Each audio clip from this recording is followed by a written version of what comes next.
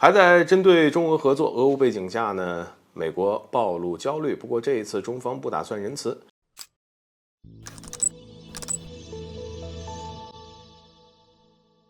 美国情报机构负责人海恩斯表示，尽管当前国际社会在谴责俄罗斯入侵乌克兰，但中国呢仍然在加深与俄罗斯之间的合作。在过去的1年时间里，中国的威胁因为与俄罗斯的深化合作而变得更加复杂。据悉呢，情报机构还发布了一份年度的全球威胁评估报告。那么这个报告的关注度主要也是来自中国和俄罗斯的威胁。言下之意，中俄之间的合作给俄乌冲突带来了不安定的因素。按照这个说法，美国是等于把俄乌冲突升级的锅甩到了中国的身上。似乎是中国与俄罗斯的合作导致出现今天这个局面。不得不说这未免过于可笑。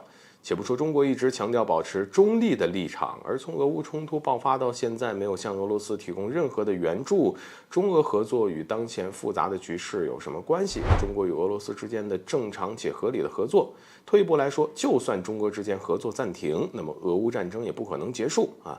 过去一段时间，包括美国国务卿布林肯在内的美国多方高层人员已经不止一次地炒作中国向俄罗斯提供致命性的武器这一话题。哪怕中方一再的强调，一再的重申，就该话题污蔑抹黑中国的行为依然没有停止。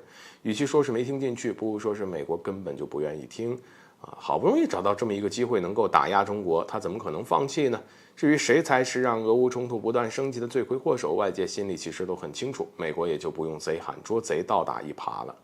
当然，美国如此炒作中国威胁，炒作中俄威胁，在分析来看，绝对是不单纯。值得一提的是，在美国情报机构负责人海恩斯声称中国正在与俄罗斯深化合作的同时，传言呢其还在唱衰中俄合作，声称两国关系不如北约那样紧密。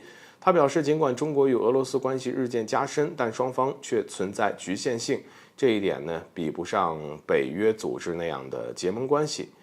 他强调，美方认为中俄两国不会像美国和北约盟友一样有着如胶似漆的关系。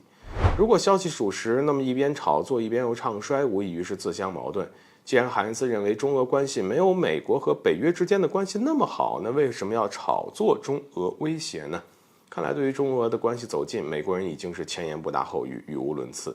而从这也可以证明，美国是焦虑的。随着中国与俄罗斯之间的关系越来越好，那么该国的各种招数都用完了，还没能离间成功。情急之下呢，只能再用唱衰的方式。唱衰手段也不是美国第一次用，但既然第一次都没有成功，之后不管第几次都成功不了。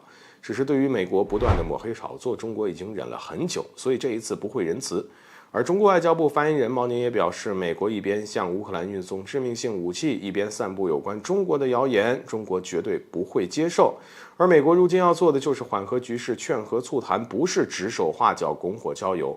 其实话已经说得很明白，如果美国再不懂或者不懂装懂的话，那我国也必将不客气。当然真要是说起来，海恩斯的话也不是完全错误，至少中俄关系确实不如北约。毕竟两国作为世界性大国，不可能利益捆绑，更不会像北约国家那样靠牺牲主权来换取防务的安全。